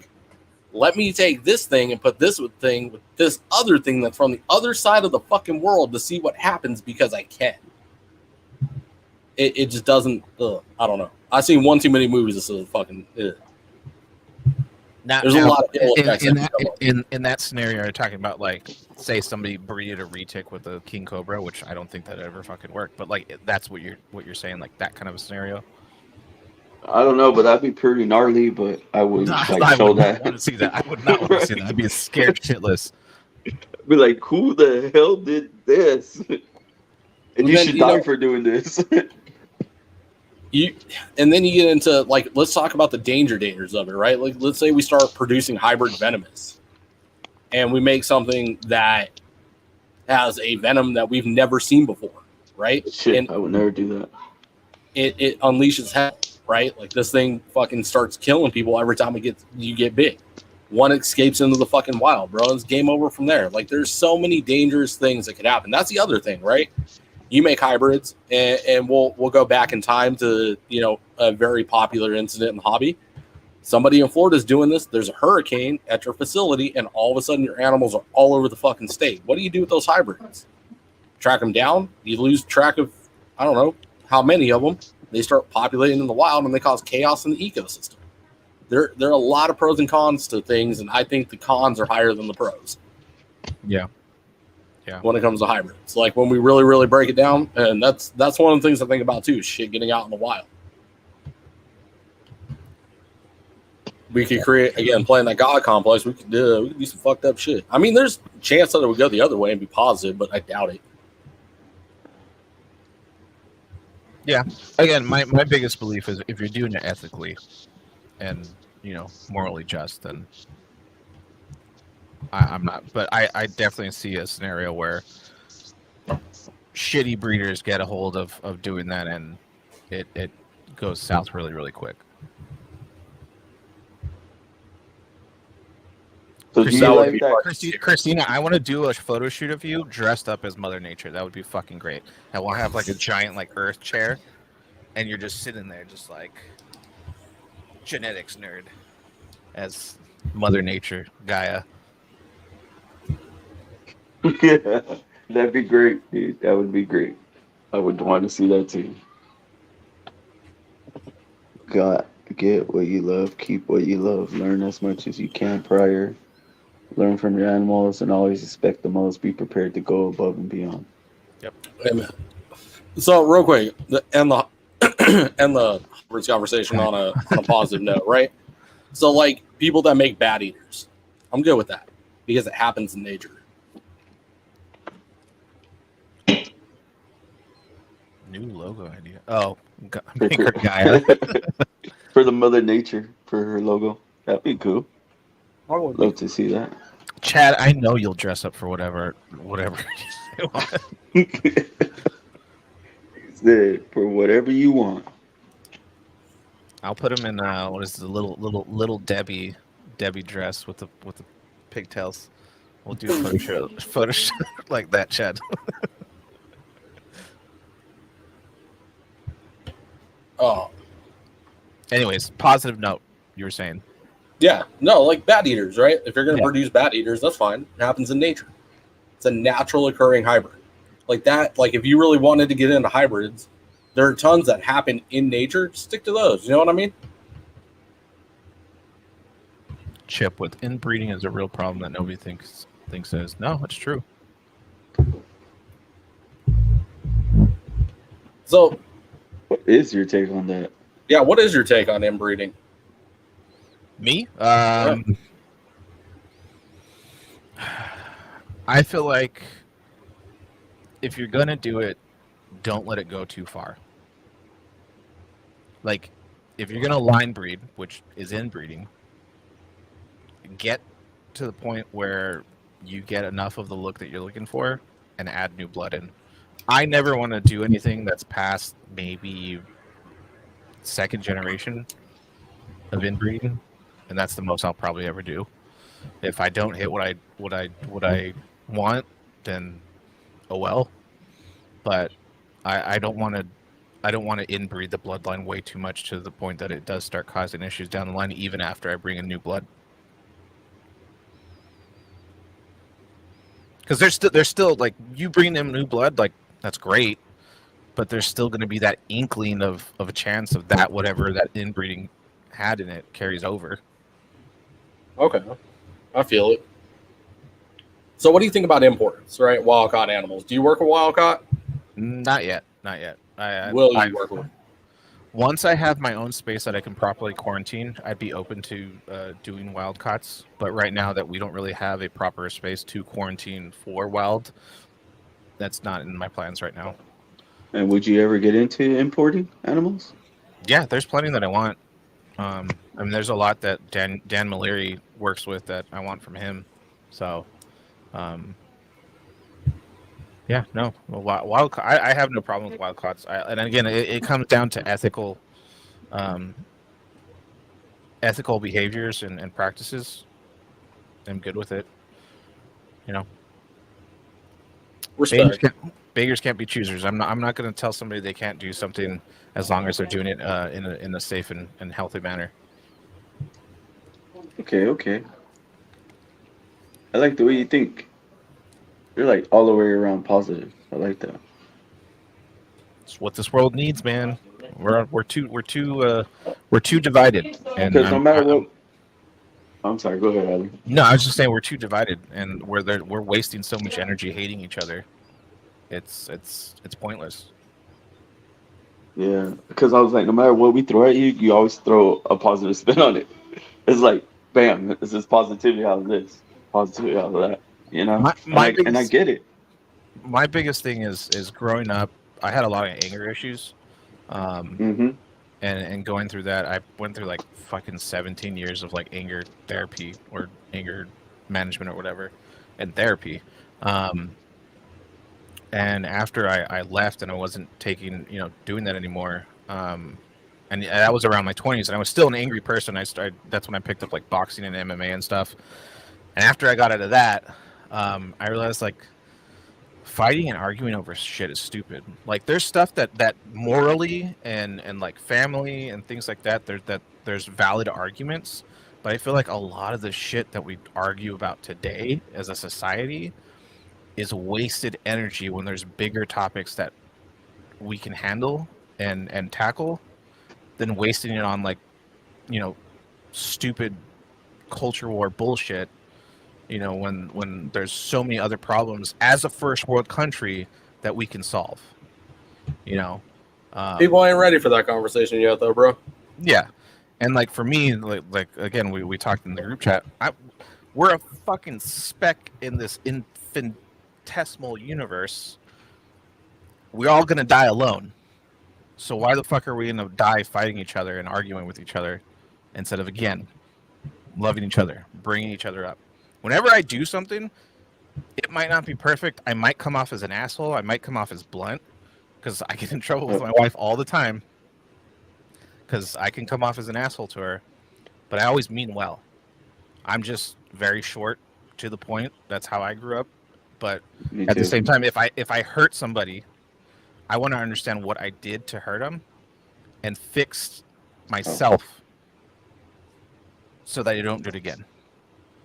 And so whenever I get in an argument with somebody, I need to understand. I want to understand. Or even if somebody doesn't like me, I want to understand why they don't like me. Like, what did I do to you to piss you off or rub you the wrong way? When I'm just sitting here, just doing me. I'm like, now you sound like Levi, because Levi was like that too a while back. He wanted to know why like people didn't like him in the beginning because of our little shows that we did before the actual pod, and when we got serious and we got involved with US Arc and all that. We did a whole 360. Like, if you saw shit back then, you'd be like, hell no. You know what I'm saying? Well, it's what were we talking about in the group chat again? Another topic was the motivational speeches. Like, I think they're great. They're great to get people out of a slump.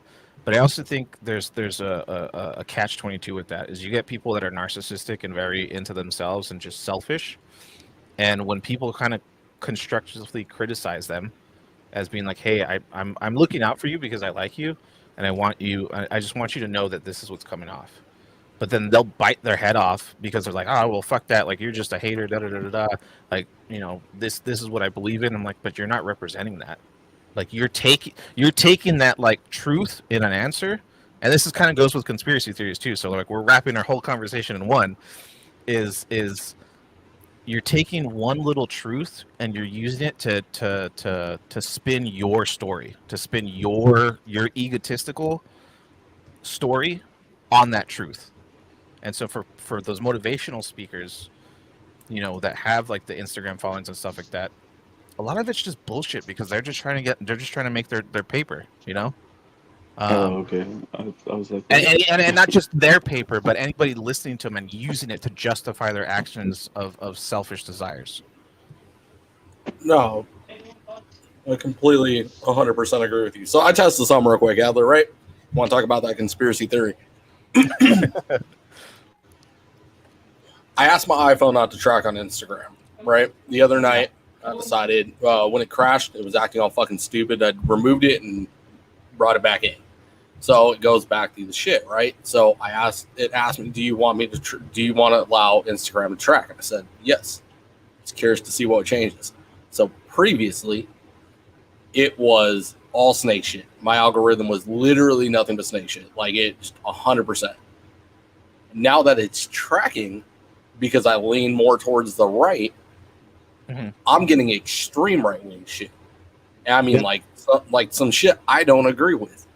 And it was a nice wake-up call. It was like, holy shit, this is propaganda at its finest. Like, they're taking that education or propaganda out of schools, by the way. I don't know if you guys know that or not. Yeah. But it's propaganda. My wife was like, you know what, babe, where are you right there? What was the social studies standards that they're having in schools now?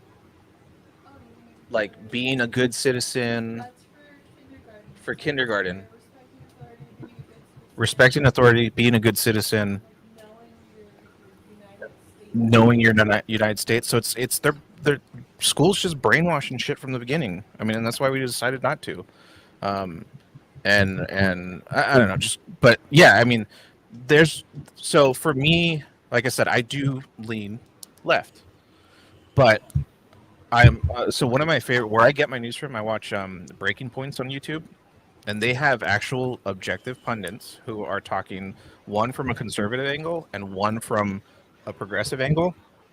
So that's Sagar and Gennady, I think is his last name, and then Crystal Ball. And they agree fucking almost 9 times out of 10 on a lot of stories that they bring up. But they also call each other's sides out when there's bullshit going on. And so, but they have so much reporting that they've done that they show, just like you said, like all the propaganda where you're getting all this fucking right-wing shit on your side, is they feed it. And again, this is where I say my biggest conspiracy is it's not left or right. It's not the bullshit that everybody's pointing out. It's the rich versus the poor. The rich get to dictate us to allow us to fight each other all the fucking time. Mm-hmm. And so as long as there's that bullshit where they use like hotkey topic words, like, with, I don't know, fucking... trans rights or whatever the fuck's going on, people who are triggered by that on the right are going to lean heavier into that because that's all they fucking push in their face. But they're never going to give you the full story. And same thing with shit like CNN and MSNBC. They do the same thing for the left. And so it's corporate media money that's controlling our talking points. That's making us, as the little guy, fight each other. Mm-hmm. And so at the end of the day, like I said, we need to find our common grounds to come together and help each other out. Not to like, let's go fucking full circle, bro. It's what the reptile community does. Exactly. But then you break it down, and we're fucking too busy fighting each other over stupid shit inside the community to worry about politics. But then again, it's the money that fucks this over, because it should be about the animals. Like most of us spout out and say, "Oh, it's about the animals," but it's not. A lot of people are in it just for the money, and that's where a lot of it gets fucked up. Same thing with everything else that we're dealing with that gets us divided. Is the money corrupts? Yep. It sucks because we need it to live, but yeah. So would you consider Me Family a team or a family? I mean, you guys, I mean, from the short time I've been in there, like, you guys act like a family. Like, Right. you guys bitch I and was belly. gonna say, Like, you we're guys, definitely not a I've team. asked We're a it Adler family. since he's new. you guys fine. bitch I and want to hear belly his. at each other, make fun of each other, but then at the end of the day, it's all with love. Like, you know,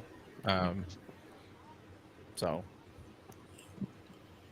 Yeah, look, Show Me Kitties just asked me what live we are, and I said SEXIN and Flexin live, bro.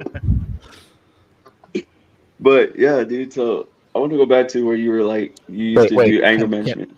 Oh yeah, no. Can I pull an MJ real quick and go to the bathroom? And you guys hold it for like a minute. Yeah, I'll talk to Eden about this one because this is funny. Okay.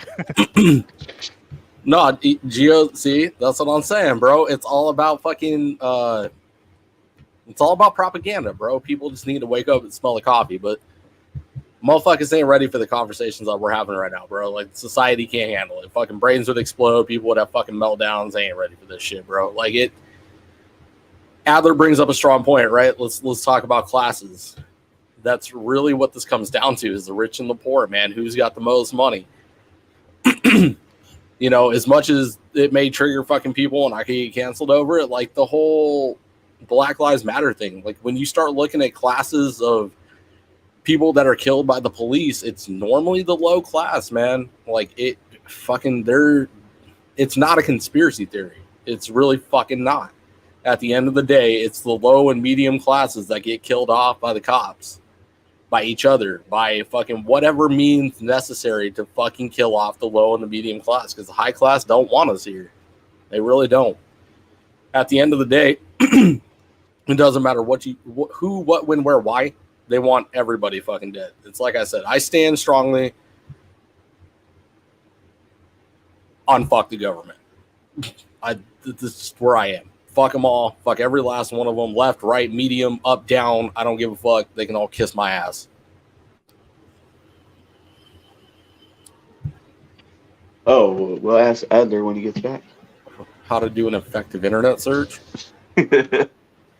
Who? Tim under confirmation bias is a true issue. Oh, where'd it go?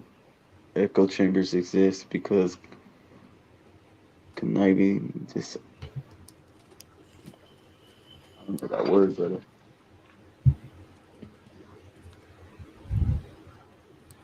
All right. Sorry about that.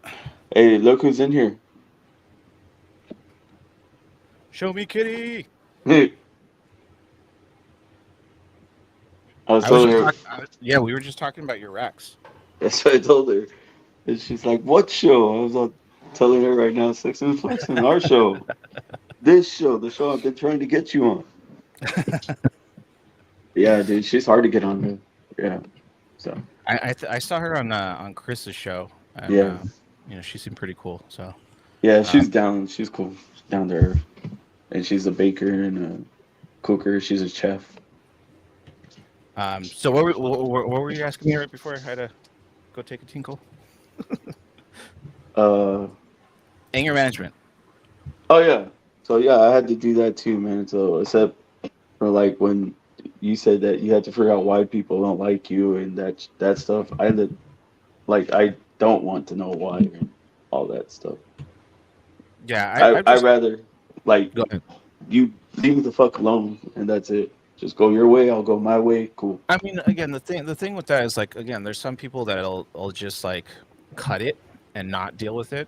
Like there is that mentality, but it's like it's more so you got to understand yourself, who you are as a person. Why is what somebody's telling you, why is that bringing up that emotion? And so for me, I had to do a lot of soul searching in my 20s, and fortunately, like when I met my wife, like she really helped me with that, like really talking me through, like, why is this coming up? Why does this bother you so much? Where is this stemming from? And like that could be childhood trauma, bro. Like that's like way back. So it's like if somebody's like yelling at you, it can literally link to one memory where like your mom, your dad, your grandfather, somebody just like ripped into you so bad as a child, made you feel like utter shit, and that just lingers. And so when anytime that comes up now as an adult, you're like, fuck. Maybe I just need to step back, and then vice versa. Understand why that person's yelling, why he may be upset. You know. And that's So funny you mutual say that understanding. because that's funny because me and Levi got into it a while back, like a big argument. He's like, dude, tell me what's like in you, and fucking got me to open up, and it was. He's like my brother, man. He's fucking been there through the shit, dude. I did the same shit he did, bro. No, hold on, because Chip just done opened a fucking can of worms, because I've been wanting to talk about that for a minute. What was it? Bring it up. To go back to educational stuff, I'm for education and new keeps, but if you've only been keeping for 3 years and start making videos and educating, but it's not actually right, you're harming everything. Exactly the fucking case in point, right? This is where people get offended, and some people get triggered, and some people shut down and they back off. If you're spewing misinformation, you're in the wrong. And I don't think that Chip, honestly, years have anything to do with it, to be honest with you, because I've met keepers that have been in the game for a year that could show up some OGs, bro. Just because in that year, they've just been doing so much reading and so much studying in the correct places that they know a thing about a thing. But that's what separates that person from the dude that's been in the game for 5 years, learning all the wrong shit. And like Christina was saying, let's learn how to do a reputable internet search, right? Like, who do you trust and who do you not trust? You know what I mean? Like, having Christina in the group has been a blessing because she's fucking backed by degrees. You know what I mean? There's actual shit to go behind her name. When somebody's a scientist, there's time, blood, sweat, tears. You listen to these people. This is what they do for a living. I think verbiage is also important too. So like, again, going back to your note about like years isn't like, yes, to a sense, Chip can be right, but at the same time, years doesn't mean a damn thing if that person who has been in this for 20 years hasn't tried to adjust or open-minded to experiment, to have that scientific background or like study. But as long as like somebody's coming in, like for me, when I'm presenting any content I make, and I'm like, hey, this is my experience. I am not an expert. One, putting that out there, I'm not acting like an expert. But also, if I bring up any information, we should also try to cite it. So like anything like Christina helps us with, like, hey, I learned this from Christina. Shout her out, because then people can go to her for information. But also whatever papers she's bringing up. And so I think people just need to go that extra effort and not just kind of be like, I'm Mr. Know-It-All, but be humble and be like, hey, I ain't no expert. I'm telling you from experience, my opinion, my what I've run into, and anything that I am saying that I've found as like fact or concrete is being cited by this study or this person from that's been in the industry for so long. Agreed. Sorry, I don't mean to keep cutting you off. I just No, you're good. You're good. No, it's fucking, yeah. I like you, Adler. I just think, again, it kind of goes back to being open-minded and understanding. There's a huge part where, especially like the divide in our industry specifically, or just in general, the nation, like we're not understanding each other. And I sound like a broken record, but that's a huge thing. And then before I met Levi, that's what I was trying to do, was bring the community together, because I saw they were divided. Everybody was divided, like cliques and all that. Like everybody has a clique. Like MJ said, it. Everybody has a clique or whatever, their family or whatever they call. It's natural for us as human beings to kind of build a tribe. We're not solitary We're not solitary species. You know, we are social. So tribalism is a problem, but you know, the pack leader or whoever's leading that tribalism, if they're not open to progress, then shit ain't gonna come from it. You know.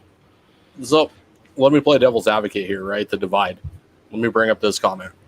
And remember, some of these people, even bigger names on social media or YouTube that are educating, remember, some of them are simply content creators. Yeah. This is where I come in as a semi-combative person, right? Like I partially support divide, right? Like I really recently have adapted MJ's mental. If it ain't about the animals, I don't want it. Oh yeah. You know what I mean? So that the divide is kind of necessary to an extent of reason. Like I divide myself from people that are not about the animals. Like I'm so fucking sick of the content creator mental, the fucking bullshit mental of I'm here just to fucking fuck with people and start drama and fucking be somebody that way, make a name for myself on the drama. It ain't about the animals. Like if you ain't about the animals, don't fuck with me. Like that. Yeah. That's don't fucking talk to me. Don't fucking come around me. Don't associate with me. Like sorry, not sorry. Like I don't want none of it. If your collection is not your number one priority, and everything in that collection, like just don't waste your time. I'm not fucking about it anymore. 100%. I'm fucking over it. Yeah, and for me, whatever I've been saying about a divide, I'm not saying that there shouldn't be, because at some point there's gonna that's how progress is made. There's gonna be everybody who's thinking in old terms, traditional fashion, however their mentality is, and the divide is created. But then you have this whole unison and this whole progress in the opposite direction. It's always gonna be there. But it's how big is that divide? That's the question. Agreed. If that makes sense. I hope that does. That made sense in my head when I was saying it. Yeah, it does. Hold on. It does. A popular YouTube content creator goes to Madagascar and shows that the ambient temp in said area is 90 plus. That does not mean keeping Sanzina at 90 plus ambient is the way to go. Yeah, because that's only 1 day or 1 week. Like, for somebody to actually say, like, this is how they're being kept in the wild, like, that motherfucker better live there for at least a year to see all the seasonality in it. So, yeah, I guess, like, what is exactly the context behind that, Harsh? Like, were they there for a single day? Were they there for a week? Were they there for a month? What was the full observation of the situation? Like, I got questions. And I know you don't name drop, but I'm, like, 99% sure I know who you're talking about. I think it was 2 weeks because they got stuck there for a minute.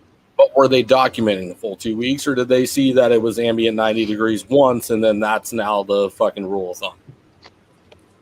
There's a lot of questions there, and I'm really interested to see, because that's part of the issue, right? Just because you like without being intentionally false information, right? Like you fly, let's say this person does fly to Madagascar, they document for a day, maybe 2, maybe 3.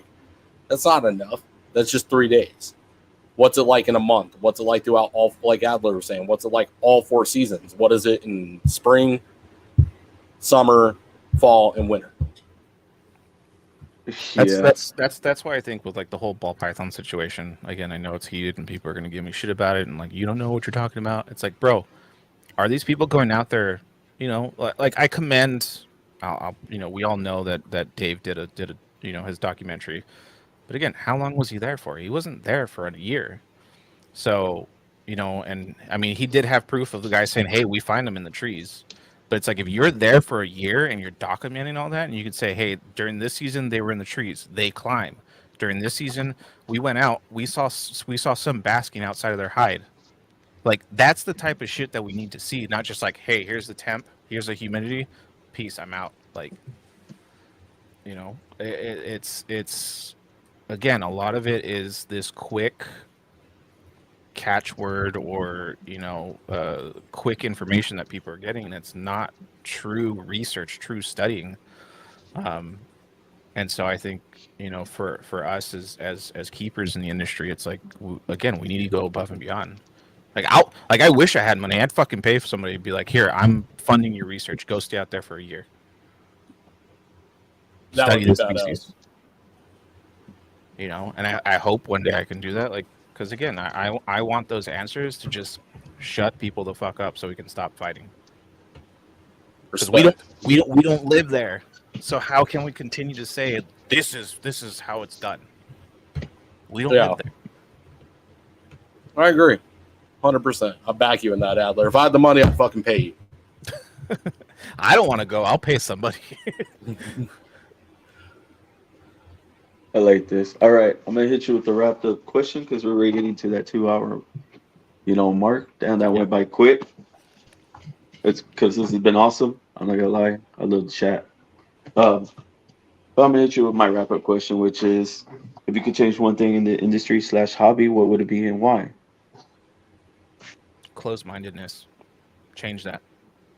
I think it goes back to my whole shtick on love and understanding is, one, we need to understand our animals better. We need to understand each other better.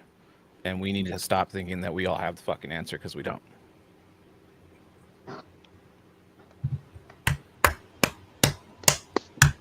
Right. Mic drop. Boom. Bro, that was a good answer, dude. I like that. That was a really good answer. All right, Adler. Sticking to the script. My wrap-up question. What's your wrap-up question? You could buy one vehicle today that's your dream vehicle with no restrictions, no limitations. What is it? A Tesla. Because it can drive for me while I'm taking a nap. Yeah, probably probably a Cybertruck. If they were, there, I just did the Tesla community a favor. Sorry. Right. Don't buy a Tesla. And better not say Tesla. Sorry, Bosa. No, I mean, I would say any of the higher end electrical trucks that are starting to come out. Any of those. I mean, I'm a Japanese import guy. Those are the type of cars I like, growing up. But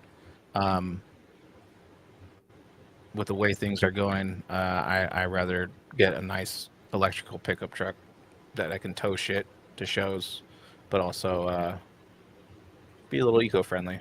I know not everybody believes in it, but I do. So. Oh, send them my way, bro. Send them my way. I'll prove to him how Mr. Boo Batteries over here is wrong. Oh, Jordan, there's going to be an interesting conversation coming up in the group chat, isn't there?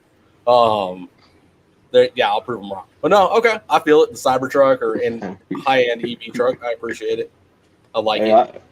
I'm gonna go back to that comment Jordan just put. Boo Batteries. I used to be like, battery cars suck. Like, why they even invented them? But I get it now. So I don't know. They're cool now. They're cooler.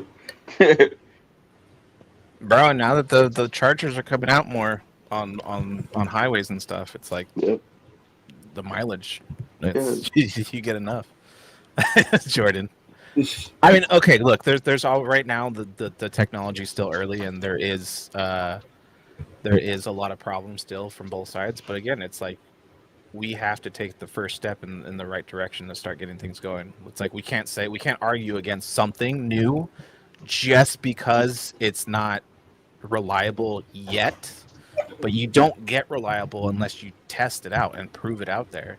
So I get what you're saying, Jordan, and I'm totally understanding of it. But again, it's the whole tried and true answer. It's like, unless we take the first step, who the fuck's gonna do it? There's one coming, bro. Brace for impact on that one. Oh, not that. Hold on. Where'd it go? God damn it, Chris, you motherfucker. Quit clicking the comments. Oh, I didn't see that. There we go. Would be great to see some actual breakthroughs in energy storage in my lifetime. It's coming.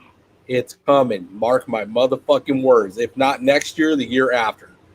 They made a huge discovery, and it's still in the like testing phase. Are you talking about like the solid state energy cubes or whatever? Yeah, the like spheres that store energy. Yeah.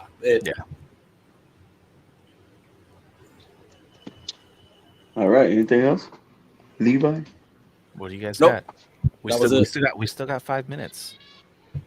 Oh, do we? You want to argue for 5 minutes? I do. No, I don't like your fucking eyebrow. I think it's fine. Fucking arguing. We're not arguing. We're loving. You guys gotta fucking. Yeah, you're right. You're right. We're loving. We're loving each other, guys. That's what. I'm gonna defy Adler here. Your eyebrow is fucking stupid. Oh shit. So is that little Asian face of yours. Bro, my face isn't Asian. Well, it kind of is. Don't worry, I run the same issue, dude. Jamie tells me all the time. She's like, "Can you see me?" And I'm like, "Yes, I can see you, loud and clear." Hey, if y'all want us to bring hold Adler on. back for part 2, like those comments up. Yeah, if y'all want to see a part 2 with Adler, let us know how you're feeling about that. And Harsh, thank you for that really nice comment earlier. Sorry, that slipped through. Adler's a shit, man. I knew from the minute I started talking to him, like we had to bring him on. I got that comment. I know which one you're talking about. Hold up.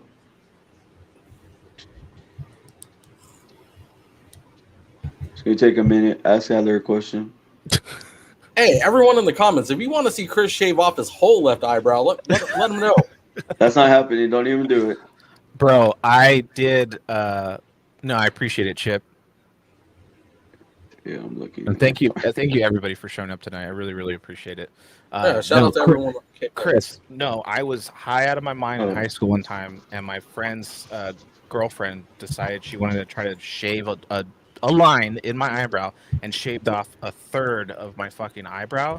I literally went to school the next day. I markered that shit, and it looked completely fine because my eyebrows are so thick. Bro, the only way I'm doing that if it's for US Art fundraiser thing. Oh, Intrepid. Social media wise, I'm on Instagram under AE Foundry or Serpent Eclipse Reptiles. That one has my wife's name on it, so it'll be under Jamie, but we both run the page. And then we actually did just open up our Patreon page, which is patreon.com/serpent_eclipse. We're going to be doing creative tutorials as well as reptile content, behind the scenes stuff, and early access for YouTube videos and everything. But the biggest push is because I'm a creative. I come from a creative background. I want to teach all you guys how to use creative tools and software and even like cameras and shit so that you guys can build great content for your brands. But yeah, and if it's a little slow to start up, there's a lot of business stuff that I'm handling right now. But I promise once that gets over the hump, I'm going to put more effort into the Patreon as we get it going. But we already have a good little team and community started with the Occulters Brood that Christina named. And yeah, no, I'm excited. So if you guys please support us and help us get more out there, and I can't wait to make some more content for you guys. I want to be part of your cult. I'm a part of the cult. Yeah, Levi's a part of the cult. Levi needs to go up to $10 though to get part of the cult, his membership badge. Oh, whatever. I'll jump it up. I don't give a shit. Right. We'll jump it up. Adler started an actual cult, and Chris fucked up our cult. Hope you're happy with yourself, Chris. Oh my god. Y'all made it into a cult. What the fuck?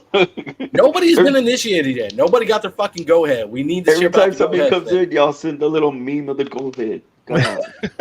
It's not a meme of the goat head. It's Satan dragging the goat backwards and then coming back covered in blood. Oh my god, it's the same. I feel like it's a good initiation because it's either they stay or they don't. They run out. You know what I'm saying?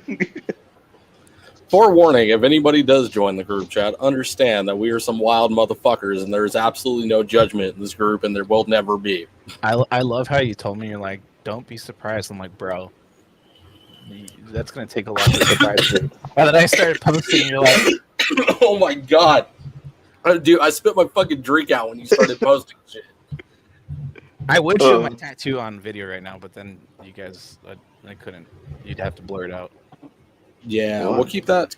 That's a Patreon thing, bro. You got to put that out on your Patreon. No, that's on OnlyFans. I have that, but whoa! You pushing OnlyFans too? Because Chris got OnlyFans, bro. He can help you with that, dog. I would never fucking go on OnlyFans. Fuck. Why not, bro? You just throw it around, dance. See, this man knows all about it, bro. He's even got fucking you on speed dial, ready to video chat you from the sauna covered in baby oil, dog. It's okay, bro. That's why they invented Instagram. All you gotta do is hit the camera button. Hey, real quick, Chris was talking about starting Patreon, y'all. I think we're gonna start one, and Chris is gonna teach y'all how to unthaw frozen rats. Wait, are you talking about the fucking microwave incident? Yeah, bro, that was a long time ago. Bro, lightsaber. If you guys don't have a sous vide, get a fucking sous vide. That shit, like $100 on Amazon. It comes the bucket. You just put your fucking rats in there in plastic bags, and about an hour later, they're ready. Just sell feet. Yeah, there's a bunch of fucking people with feet fetishes. Right. Yeah, for real, why? I don't know. They're disgusting.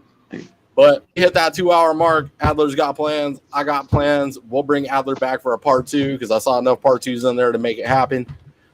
Yeah, I know everybody lit that Adler's shit up. going to be a fucking regular of the show, so y'all brace for impact for the next one because, yeah, we're going to do our damn thing.